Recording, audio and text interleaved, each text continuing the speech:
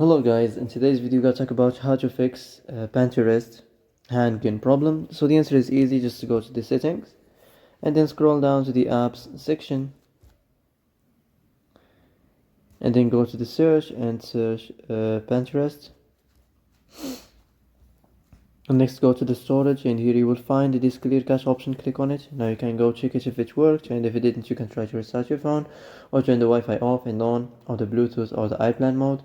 Also you can try to clear data, but be careful. If you clear data, all the Pinterest data will be deleted. This includes all files, the settings, the accounts, the databases, etc. So be careful if you want to clear your data. So that's it for today's video. I hope this is the answer you've been looking for. And if you like this video, don't forget to like and subscribe, and see you in the next video.